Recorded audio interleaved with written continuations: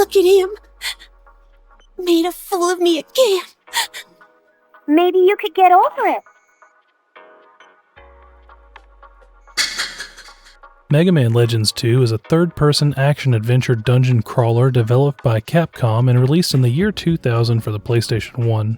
Believe it or not, it's a sequel to Mega Man Legends 1, and before I get started, you know I hate to do this, but I've gotta come clean. It's not gonna be easy, but being a small YouTube channel is a big responsibility, and it's important to acknowledge when you've made a mistake. Well, I made a mistake. I know, I didn't think it was possible either, but it's true. You see, in the end of my Legends 1 review, I said, I want more Mega Man Legends. And as the finger on the monkey's paw curled 24 years earlier, my wish was granted, and we got Mega Man Legends 2. Bigger, longer, and uncircumcised. If you haven't seen my video on the first game, it's not mandatory viewing for this one, but I'll still drop a link to it in the description if you want to check that out. To hit the spark notes for Legends 1, Mega Man Volnut, also known as Mega Man Trigger, was found as a baby and has no clue where he came from. He travels the world with his adoptive sister Roll and her grandfather Barrel in search of a legendary treasure known as the Mother Lode. And no, that's not what your dad left behind. No one actually knows what it is, but it's believed that it could hold the secret of unlimited power and wealth. Throughout the first game, they compete with a group of sky pirates known as the Bond family to discover a secret hidden underneath KalTheSkeleton Island. But that turns out to be a robot named Juno. Juno activates a space station the size of a moon in an attempt to kill all the carbons on the island. But with the help of the Bond family, Trigger stops him. Data, the monkey that's been following him around the whole game, then reveals that it actually had Trigger's memories all along, but they can't give it back yet. And with that, you're all caught up. We've got plenty of plot hooks, right? Roll's lost parents, the search for the Mother Lode, where did Mega Man come from, and what is Elysium? That's enough to set us up for several games. It sure would be a shame if they tried to shove all those things into just one. This is where that monkey's paw comes in, and really I have no one to blame but myself because this is basically what I would have thought I wanted at the end of the first game. I loved the world and the gameplay loop that were being established, so the idea of traveling around the globe on a road trip adventure fighting pirates and clearing dungeons sounds perfect. But somehow, sadly, it's not perfect, and that's a hard thing to say because it's still really good. I think that's important for me to tell you because while it's not perfect, I can still recommend it more than almost any other game on the PlayStation 1. I'm not the type of person who wants to hyperbolize every little plot hole or flaw in a game and pretend like it's a piece of shit for internet points. It's also not like I could really do any better in my own game. Mega Man Legends 2 is a lot of fun. The characters are still likable, the story is still interesting, and the gameplay is still enjoyable. But even though I don't have any nostalgia for the first game because I didn't play them as a child, Mega Man Legends 1 has all the pieces of its setting balanced in a magical formula that makes it something that I could see myself playing once a year, every year for the foreseeable future and never getting bored of it. Mega Man Legends 2 doesn't really have that. It's kinda like if you've ever had a recipe that you really loved and every time you made it for yourself, it came out perfect. But then when you wanted to make it for more people, it doesn't really turn out the same. I fucking hate that. It makes me feel like I somehow was overselling how good the thing I made was when it was just for me, but then I can't replicate it at scale. Legends 2 has sort of the same problem, where almost everything about the game feels like it's been improved on individually, but the way those things fit together doesn't have that same level of charm as the first game. I think the introduction itself is probably a great example. In Legends 1, before the main menu, it can play two cutscenes. They're both less than a minute long. One is a preview of the Bond family, and the other is a text crawl to set up the world a little bit, but none of it's really mandatory. You wouldn't be missing anything by skipping these cutscenes entirely. And once you actually start the game, you meet Mega Man and you hear him talking to Roll. They establish that they need money, and they get it by finding treasure in dangerous ruins. Then we actually explore a ruin as a tutorial, we fight a boss, and we escape. On the Flutter, Roll mentions the Mother Lode and her parents, but then when the ship breaks down and they crash on KalTheSkeleton Island, the game starts you off in a peaceful field full of bird song and we can explore a little bit. I still really like that when we meet Tron, she goes from ordering her robots around 1 minute to having a dog trap her up a lamppost the next. It's light, it's funny, it's fucking cute, alright? For comparison, in Legends 2, there's a 10-minute cutscene before the main menu. It's there to establish Von Blucher and how Beryl knows him, what the Forbidden Island is, and the fact that they both went there before. It tells us what the Sulphur Bottom is and why they're on it. Then we're shown that the Bond family and a group of villains that we don't know yet are also on the ship, as well as a woman we don't know who warns them to stay away from the island and then attacks the ship directly. Roll tells us that the blonde lady looks just like her mom, and then she and Mega Man decide to go save everyone and explore Forbidden Island. So that's a lot, right? Well, that's still all before you even start the game. It actually opens on Mega Man flying towards the Forbidden Island, and we get to talk to Roll for a second, which I'm only mentioning because she legitimately gives me the funniest reason I've ever gotten for why I lost all my power-ups from the first game. I'm really sorry, Mega Man. I needed to upgrade the flutter. I'm afraid I sold all your equipment.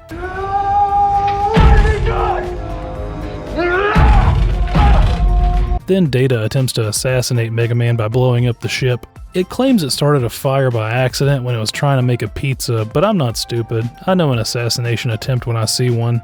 I've still got my eye on you. Putting out the fires is actually our tutorial level, and then we get another cutscene where Roll's mom tries to stop the Sulphur Bottom from landing on the Forbidden Island, but instead causes them to crash straight into it. The Flutter can't make it through the storm though and has to land on a different island that's nearby.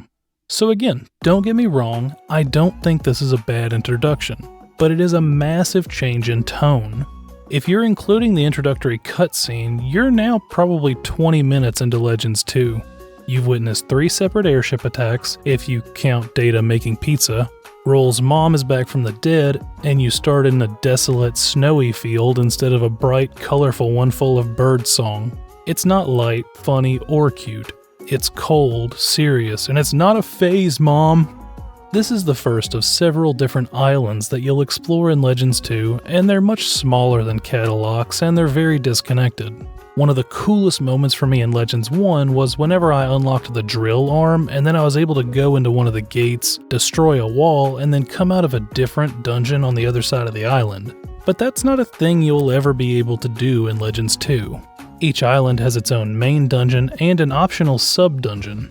The main dungeons run through your expected elemental affinities of forest, water, fire, ice, and gravity. The variety is a nice change of pace because it was one of the things that I specifically thought that was missing from the first game. But gimmicks like ice floors and gravity doors get boring pretty fast, and I fucking hated the water dungeon. That whole thing runs at like half the normal frame rate, and there is nothing as fun as getting hit by an enemy and falling for this long.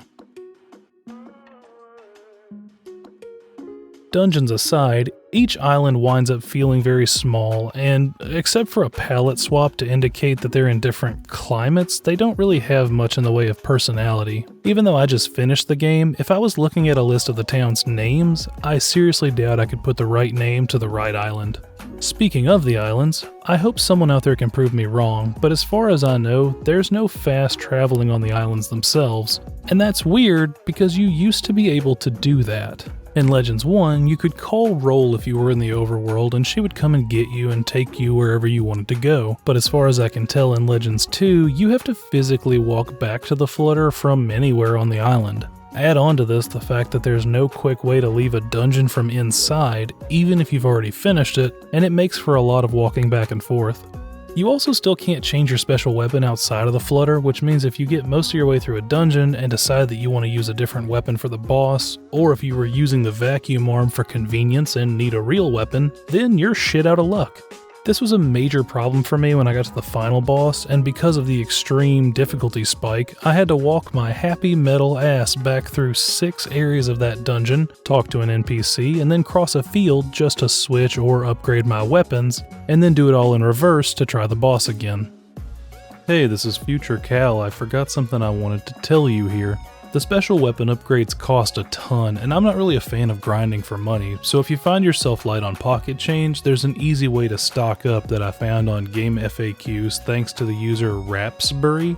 In the Manda Island sub-dungeon, there's a golden bird enemy that you can infinitely respawn every time you enter and leave the room it's in, and it drops 5, 7, or 10,000 zenny every time you kill it.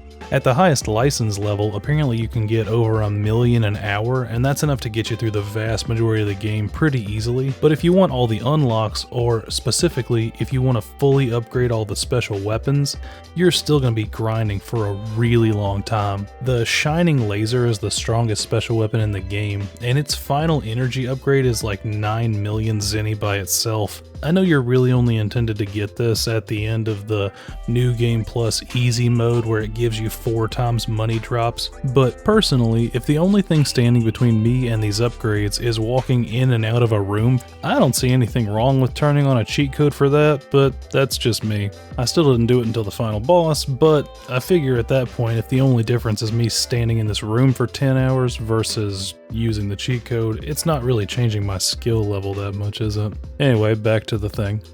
Still, there are a lot of good changes in the game too, and I think they're worth mentioning. Some of those are little things just to smooth the experience out, like the auto nav system that you can turn on if you get lost, or being able to move while locked onto enemies. You can look up and down without having to hold the aim button this time, and they put in a dodge roll in case you didn't believe me when I said the game was baby's first Dark Souls. One major improvement, and something that even a lot of PlayStation 2 games didn't manage, is that Legends 2 will let you use the right analog stick to control the camera. Circle strafing in the first game completely wrecked the difficulty of the combat, and with all these changes, I'm glad to say that this game manages to be even more mobile. Hey, did you know that you can tell whether someone is a good person by the color of their skin? At least you can in this game. There's a basic version of a morality system, which apparently did exist in Legends 1, but didn't really do very much. In Legends 2, if you do enough bad things like kicking pigs or shooting children, those are the same level of problem. Mega Man will slowly get darker. Eventually, shops will charge him more for items, and there's a special weapon you can get if you're a bad enough dude. If you do fall to the dark side though, don't worry, because just like real life, any crime you commit can be forgotten if you're willing to give enough money to the church. Whether through your donations or benevolent actions, Mega Man will become lighter colored and shops will give you a discount. There's also a separate affection system for Roll specifically. If you bring her presents and generally be nice to her, she'll give you a discount on weapon upgrades too. But hey, wait a minute, why is there a margin? Are you making a profit on the tools I'm using to help you find your parents? I can't believe Tron was right. Wait, there's more. Haven't you ever noticed that she's keeping some of the money you give her for weapons development for herself? She's skimming off the top and you don't even realize it. What? Skimming? She makes you all sorts of equipment and weapons, right? Do you really think it costs that much? The special weapons have a greater variety, and the game itself is tuned to be a little bit more difficult, so you actually have a reason to use them. I even managed to find the vacuum arm this time, though unfortunately you still have to replace one of your other weapons with it, so the convenience comes at a pretty steep cost. While we're on the topic of difficulty, the license system from the first game has also been upgraded, and now you can take a test to increase your digger level, and that opens up a few optional dungeons for you, as well as increasing the difficulty and the rewards for every enemy in the game. I would caution you against increasing your license level early though, because it really increases the amount of damage you have to do to the enemies without changing much else. So unless you have some of those later game upgrades, it can make the dungeons a bit of a slog. It's not a perfect system by any means, but what it does is let you modify the game's difficulty yourself without making you pick it from a menu. And a lot of times that can sour an experience because a player might stubbornly decide they need to play on hard even though the game is less fun that way.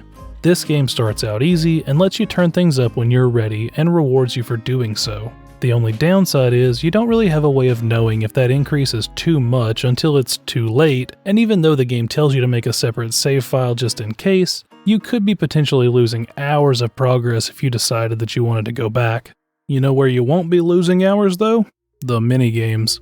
While I don't personally care for minigames, usually they can be a nice change of pace, and it's a little disappointing that they basically got rid of them entirely. There is still a race, but it's even less enjoyable, and there is a quiz game that can give you the sword arm. I actually enjoyed the quiz because I'm a weirdo like that, but I can't pretend that it was really worth the effort, and I don't really think it fills the same space as other minigames usually do. It's pretty obvious that the quiz was aimed at older players anyway, even when the game came out, because it's 100 questions long and full of stuff like the Sex Pistols and the Roman Empire. The sword arm wasn't very useful either, but I like trivia, so I'm not really complaining. So why bring it up at all if I don't really care about minigames? Well, because it's a symptom of what's actually keeping Legends 2 from surpassing the first game, for me at least.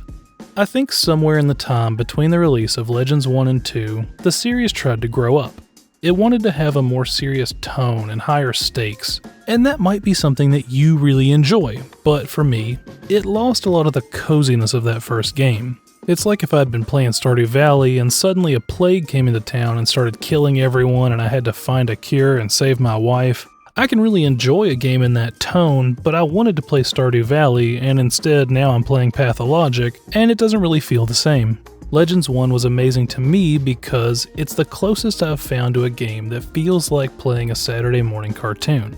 If we ignore all the dog kicking, it's a low-stakes romp through a colorful world full of cartoonish villains and spooky dungeons with Mega Man and his sister wife. It doesn't overstay its welcome, and when the show's over, we're right back where we started and ready for the next episode.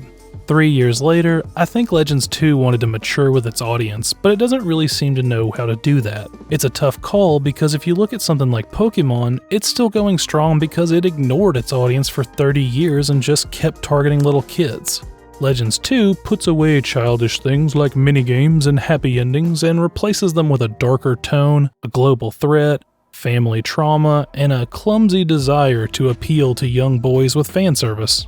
That might seem like a strange thing to throw in, but in the intro sequence on Forbidden Island, we get an extended shot of this naked little girl. Don't worry, she's really a 3,000-year-old robot or something, so it's fine that they drew on her ass crack. That's the only instance of direct nudity on screen, but if your affinity with Roll gets high enough to get that discount, then Mega Man walks in on her in the bathtub and he does this little fist pump. Eek! What do you think you're doing? And when you fight Tron in the volcano and you beat her, the robot she's in explodes, and the game makes a joke about her clothes getting torn off. Well, there goes another Gustav. But it doesn't matter. You're too late. We won. Bond is on his way back to the surface with the key. What? Why is your face red? Why is everyone looking at me that way? Miss Tron, your clothes have been kind of ripped up. Actually, your clothes are gone. What? You dummies! Why didn't you tell me before? Retreat! Roger! You're not really beating those allegations anytime soon, huh, Japan? While a little kid Cal probably would have been on board for these things, keep in mind, these are both 15-year-old girls, and I'm in my mid-30s. There's no appeal in this for me, it's just kinda gross.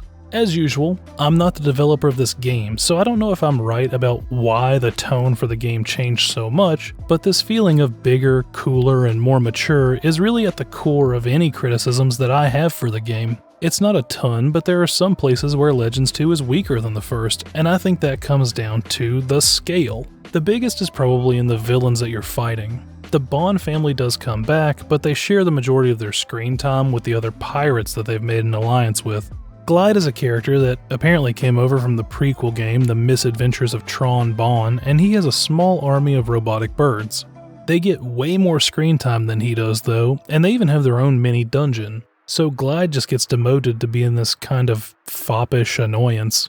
The brothers Bola and Claymore are better, but they still don't get anywhere close to the highs of the Bond family in the first game, even if they are interesting as characters on their own. Personally, as much as I like the Bond family, I would have been totally fine for them to have sat this one out so that the new characters could have been better established. Since the game's so long anyway, you could have still brought them back maybe 2/3 of the way through, and it would have been a nice little callback. It doesn't really matter regardless though, because those pirates aren't the main antagonists of this game. They're just annoyances while you're going through the dungeons and collecting keys so that you can actually progress the story. To talk about story though, I have to get into spoilers, so I guess I'll put that warning here and you can skip ahead with the chapters in the description if you'd like. I won't be combing through the story beat for beat anyway, and I do think this series is worth experiencing for yourself, but at the same time, I know that Capcom doesn't apparently want to sell this game to you, and it can be very difficult to find and legally obtain physical copies, so you just follow your own heart on that, I guess. The main conflict of the game is actually centered around Yuna and Sarah. Yuna being the AI that's taken over Roll's mother, and Sarah is the current ruler of Elysium. Sometime in the past, Mega Man Trigger was living on Elysium with the last real human who we only know as the Master. After living in space for over 3,000 years and now being the last real human, the Master came down to Terra, which is the planet that we're on, and decided that the Carbons should be the one to inherit the Earth. The original plan was to wipe them out and replace them with clones of the real humans from thousands of years ago. It's basically just the plot of Final Fantasy XIV. He left Trigger with his dying wish to protect the Carbons and destroy the Master System. That's the system that would be doing the wiping and the cloning. Mega Man put his memories, as well as the Master's genetic code, into data so the other robots couldn't get them and use them to start wiping. There are two special robots over the Master System known as Mother Units. Yuna on Terra and Sarah on Elysium. Mega Man fought against Yuna for years until eventually she decided to stop fighting and leave what happens to the Carbons up to Trigger and Sarah. So Sarah had to come down to the planet and fight Trigger directly, but they fought to a tie and Yuna put them both into stasis. This is when Mega Man reverted to a baby and Sarah was stuck on the Forbidden Island. If that seems like a lot, it all just gets kinda dumped on you right before the final dungeon in a way that didn't really feel natural, and I think that ties back to the idea of there being way too many plot hooks that are all pulling on the 15-hour runtime of this game. Even with 15 hours, half of that time is spent doing dungeons, so you're actually trying to cram all those threads into maybe 8 hours of game time, and it's just way too much. Personally, I would have much rather stuck to one lane and split it into multiple games. Either let this be the story where we compete with the Sky Pirates to find the Mother Lode and discovered what happens to Roll's parents, or let's find out where Trigger came from and what Elysium and the Master System are. What we've got is still fine. I like all of this story. I would have just rather had it in 2 games. And it's hard for me to really say that I give a shit about the new pirates or Sarah and Yuna because I barely have a concept of who they are as characters. When Mega Man woke Sarah up on the Forbidden Island, she still had her memories and decided to use him to collect the 4 keys she needed to kill all the Carbons. Because we have no emotional investment in these characters, her sudden yet inevitable betrayal is a completely hollow dramatic twist. Sarah and Geets, her helper robot, have given me no reason to trust them in the first place, and I'd be surprised if they've said 5 lines in the entire runtime of this game. So as soon as I was told to bring all the mythical artifacts together in one place, we all knew what was going to happen. I might as well have just put them all next to her on the bed. Sarah goes back up to Elysium and her golden dragon robot almost destroys Mega Man again, which causes him to remember the Master and everything else that I just threw up at you. And then he goes with Yuna and Gats, her helper robot, up to Elysium. After a massive spike in difficulty, he stops Sarah and they transfer her consciousness into Yuna's old body, but it's not all roses. Gats was destroyed off screen while Mega Man and Sarah were fighting, so they have no way to get back down to the planet. And then the credits roll. Yeah, that's it. We're told that the Elder System is activating. Apparently that means that Reaver bots are going to start coming out of the ruins and killing all the Carbons, but the only ones who could do anything about it, Trigger, Yuna, and Sarah, are all trapped on the moon. After the credits, we see Mega Man's friends trying and failing to build a rocket to bring him back home, but I can't help thinking I forgot about something. Wasn't there another plot hook? Oh yeah, right, Roll's parents. Well, we met her dad on the first island. He's been living there for years after he made it back from the Forbidden Island. He lost his arm and one of his eyes, and all of his memories apparently. Before we went for that last key, we talked to him again, and he decided it was time to stop living in the past and move on. Which really just means forgetting about Roll. Before we went to space, Yuna tells Trigger that when this is all over, she'll transfer her consciousness back to her own body and Roll's mom will come back. But I don't think that can happen now, because the body she was supposed to go back to is occupied by Sarah. So I guess it sucks to be you, Roll, at least you're used to being an orphan. I believe the majority of Mega Man Legends enjoyers really don't like this ending. It's bad enough that it abandons that TV trope of everything kind of finishing where it started so you can be set up for the next episode, but it also just doesn't make any sense. For one thing, there's no reason for Gats to be killed off screen during the final fight. That's just a choice the writers made, and it really flabbers my gast. But it also doesn't really matter that he's dead, because when Sarah left Terra, she didn't need Geats to get back to Elysium. There has to be some other way to get up here. On the other hand, we are on Elysium, the place that makes the robots. Why couldn't they just build something to come back instead of sending Data down to teach Roll to build a rocket?